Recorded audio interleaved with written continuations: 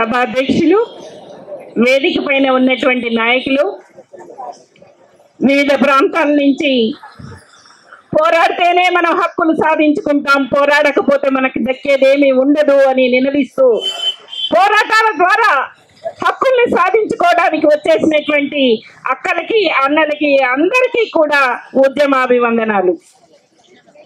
మనం ఇవాళ మాకు 6 గ్యారెంటీలను అమలుపరచండి, ప్రజా సౌకర్యాలను అమలుపరచండి, ప్రజలకు మీరు ఇచ్చినటువంటి వాగ్దానాలన్నీ అమలుపరచండి అని మనం ప్రభుత్వాలను డిమాండ్ చేస్తూ ఉన్నాం. ఇంకోవైపు మీరందరూ గమనిస్తున్నారో లేదో, మొన్న సుప్రీంకోర్టులో ఒక తీర్పు చెప్పారు. ఆ తీర్పు సందర్భంగా వ్యాఖ్యానం చేశారు. ప్రజల్ని సోమరిపోతులుగా ఉచితాలు ఇచ్చి సోమరిపోతులుగా తయారు చేస్తున్నారు. ఇది ఎందుకు వచ్చింది సందర్భం? ఎందుకు సందర్భం వచ్చిందంటే, ఒక అతను ఫుట్పాత్ల మీద, అంటే మీకు తెలుసు గ్రామీణ ప్రాంతంలో ఉపాధి అవకాశాలు లేక పట్టణాల్లో వచ్చి ఉండడానికి కూడా గూడు లేకుండా, తిండి లేకుండా ఫుట్పాత్ల మీద ఉన్నటువంటి వాళ్ళకి సౌకర్యాలు కల్పించాలి అని అడిగినటువంటి నేపథ్యంలో ఇచ్చినటువంటి వ్యాఖ్యానం అది. ఏంటది? ఇవాళ ఉపాధి అవకాశాలు పోవడానికి ఎవరు కారణం? రాష్ట్రంలో కానీ దేశంలో కానీ ఉపాధి అవకాశాలు లేకుండా ప్రజలు ఇవాళ ఎంటెక్లు చేసి, బీటెక్లు చేసి యువత ఆటోలు నడుపుకునేటువంటి పరిస్థితి. ఇవాళ ఆటోలు నడుపుకునేటువంటి కార్మికులు, అయ్యా ఇవాళ మహిళలకు ఉచిత బస్సులు ఇచ్చారు, మాకు ఉపాధి లేనటువంటి పరిస్థితి. ఈ పరిస్థితులన్నింటినీ కూడా ఏ రకంగా చూడాలి? ఎలాంటి పరిస్థితుల్లో ఇవాళ ప్రజలు ఉన్నారు? ప్రజలకు ఎలాంటి అవకాశాన్ని కల్పించాలి? ఉపాధి అవకాశాన్ని కల్పించాల్సినటువంటి బాధ్యత ప్రభుత్వాలుగా కాదా? ఏమి శ్రమ చేయలేకుంటున్నామా? మనం శ్రమ చేయడం లేదా? ఇవాళ గిట్టుబాటు ధర కావాలి అంటే దానికి సబ్సిడీ ఇస్తే ఉచితం అవుతుందా? ఇవాళ మాకు ఎలాంటి అన్ని రకాలైనటువంటి, అంటే నిత్యావసర సరుకులు మనకు కావాలి అని అడగడం ఉచితం అవుతుందా రేషన్ షాపుల ద్వారా? అంటే మనం సోమరిపోతులం అయిపోయి అడుగుతున్నామా? మనకు జీవించడానికి అవకాశం లేకపోవడం వల్ల ఇవాళ నిత్యావసర సరుకులను అడుగుతున్నాం. ఇవాళ మనకు గ్రామీణ ప్రాంతంలో వ్యవసాయం చేయగలిగినటువంటి వ్యక్తులకి ఎంతమందికి భూమి ఉంది? మీకు తెలుసు. ఈ రాష్ట్రంలో ఇవాళ జరుగుతున్నటువంటి పరిస్థితి ఏంటి? ఇథనాల కంపెనీలు, ఫార్మా కంపెనీలు, ఇండస్ట్రియల్ పార్కులు, ఇంకా రకరకాల పేర్లతో ఇవాళ భూముల్ని అప్పనంగా మల్టీనేషనల్ కంపెనీలకి దారాదత్తం చేస్తున్నారు. ప్రజలకు ఇవ్వడానికి 2 ఎకరాలు 3 ఎకరాల భూమి ఇవ్వడానికి దిక్కు లేదు. కానీ కంపెనీలకు మాత్రం ప్రజల్ని ఖాళీ చేసి, వాళ్ళ మీద దాడులు చేసి, వాళ్ళని హింసించైనా సరే ఇవాళ భూములు ఇవ్వడానికి సిద్ధమవుతున్నారు ప్రభుత్వాలు. ఇంతకీ లగచర్లలో ప్రజలు పెద్ద ఎత్తున పోరాడుతున్నారు, మా భూములు మీరు ఇవ్వాలి. రేవంత్ రెడ్డి నియోజకవర్గం అది. అక్కడ ఉన్నటువంటి ప్రజలు సాగు చేసుకుంటున్నటువంటి భూములు ఏవైతే ఉన్నాయో, ఇవి మేము కష్టపడి బోడలాగా ఉన్నటువంటి భూముల్ని ఇవాళ సాగు చేసుకొని ఇంత తిండి తినేటువంటి పరిస్థితి ఉంటే ఈ అవకాశాలు లేకుండా చేసే హక్కు నీకు లేదని వాళ్ళు అడుగుతున్నారు. దామగుండంలో అటవీ ప్రాంతంలో ఇవాళ నావీ రాడార్ కేంద్రం పెట్టి, మీకు తెలుసు పక్కనే వికారాబాద్ లో ఉన్నటువంటి దామగుండం అడవిని 2000 ఎకరాల 3000 ఎకరాల అడవిని మొత్తం కూడా కేంద్ర ప్రభుత్వానికి ఇచ్చి నావీ రాడార్ కేంద్రాన్ని పెట్టేస్తున్నారు. దానివల్ల వచ్చే నష్టం ఏంటి?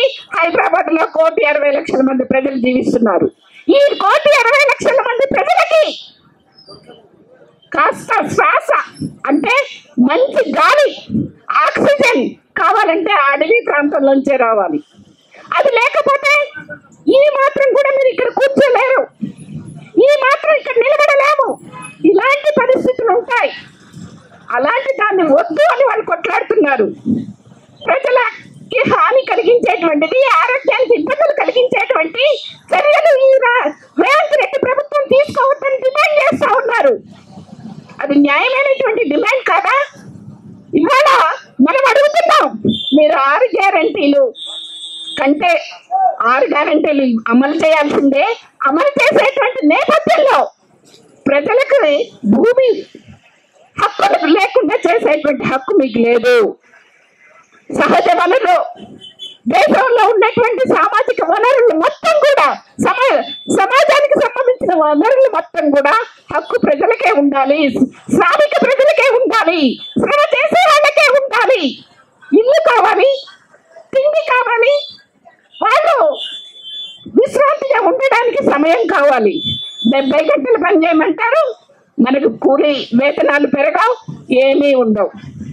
ఇలాంటి స్థితి ఉన్నప్పుడు మనం ఒక సిపిఐఎం న్యూ డెమోక్రసీ పార్టీగా ఇలాంటివన్నీ కూడా ఈ ప్రభుత్వం కూడా హామీలు అమలు చేయాలి. కేంద్ర ప్రభుత్వం చేస్తున్నటువంటి చర్యలను కూడా ఈ అసెంబ్లీ నుంచి వ్యతిరేకిస్తూ తీర్మానాలు చేయాలి. హక్కు లేకుండా చేసే కార్మిక సంఘం పెట్టుకునే హక్కు లేకుండా చేసేటువంటి చట్టాలు లాంటి వాటిని అన్నింటిని కూడా వ్యతిరేకించాలి.